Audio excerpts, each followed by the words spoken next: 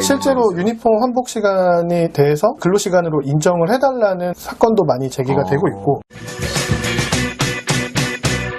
오버타임에 대한 문제도 병원에서 많잖아요. 어떤 데는 그 1분씩 계산하는 데도 받고, 어떤 데는 근로자 측과 병원 측이 합의가 돼가지고 진행하는 경우도 있는데, 둘 다 합의만 잘 되어 있으면 법적인 위반은 아닌 상황인가요? 원칙대로 따지자면 1분 단위로 계산하는 게 맞긴 하겠죠. 아, 제일 정확하다. 네, 하지만 그거 가지고 문제가 되는 확률 자체가 거의 높지는 않죠. 그리고 또 만약에 문제가 되더라도 나중에 그거 주면 되는 거니까. 네, 계산을 해가지고 주시면 되는 거고. 최소 기준이 10분, 20분, 30분 이렇게 가지 1분으로 계산을 하면은 서로 쪼잔해 보이고. 제가 물어봤어요. 왜 그러냐고 물어봤더니 출퇴근 카드기를 찍으면 뜨잖아요. 썸에서 계산을 해버리더라고. 근데 문제는 뭐냐면은 보통 옷을 다 갈아입고서 찍잖아요. 옷을 늦게 갈아입고 화장까지 했어요. 이런 건 어떻게 할 그렇죠. 거예요? 디테일하게까지 한다면 정확한 방식이 있을 수가 없게 없어요. 되겠죠. 왜냐하면 옷 갈아입는 시간도 그러면 근로시간이 되는 거 아니냐도 이슈가 있을 수도 있어요. 일리가 있는 실제로 거죠. 유니폼 환복 시간에 대해서 근로시간으로 인정을 해달라는 사건도 많이 제기가 되고 있고, 사건마다 인정이 될 수도 있고 또 안 될 수도 있는 상황에 부분이고. 따라서 다를 수 있으니까.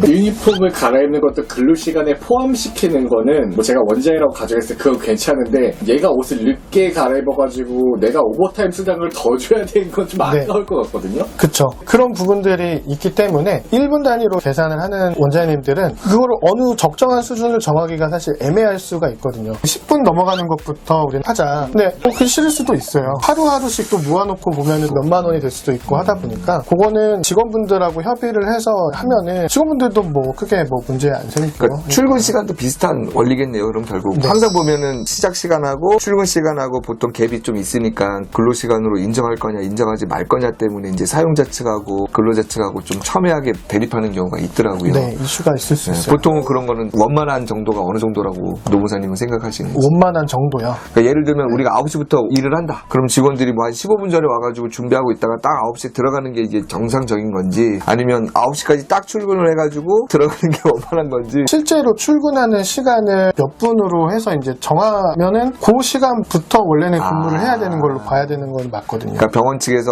8시 45분까지 출근하십시오라고 명령을 하고 지시가 됐다라고 하면 그 시간부터 근로라고 인정이 되는 거고, 진료 시간이 9시부터니까 그 전에 미리 준비해가지고 9시에는 진료에 차질이 없도록 도와주세요라고 요청해가지고 근로자가 자발적으로 15분 전에 오는 거는 크게 문제가 되진 않다. 그거는 크게 문제는 안 되는데, 시간 자체를 우리는 30분 전에 와서 세팅하고 유니폼하고 머리 묶고 해서 데스크에 딱 서 있자 이렇게 원하신다면 30분 일찍 출근하는 거거든요, 사실. 그러니까 근로시간을 30분 네. 그런 데가 훨씬 많고. 많아요. 대부분 일반적이고, 또 다른 어떤 병원에서는 차질 없게 10시 땡 하면 바로 진료할 수 있게끔만 해달라, 자발적으로 또 이렇게 하시는 원장님들도 있어요. 지금 말씀하신 거는 내가 보기에는 관리자들의 역량인 것 같아요. 문화를 원장님도 우리한테 베풀어 주시니까 우리가 이런 정도는 좀 배려를 해서, 근로계약서에서는 10시지만 10분, 15분 전에 와가지고 우리가 미리 준비하자, 자발적으로 뭐 이렇게 하면 원장님들도 마음이 편하고. 주 40시간 근무라고 하면은 하루 평일 평균 8시간이잖아요. 점심시간 빼고 진료시간이 딱 8시간이에요. 결국은 30분 정도는 그냥 통상적으로 내가 추가로 일을 하는 거고 돈을 더 못 받는 상황이거든요. 그게 그냥 병원 문화라고 생각해요.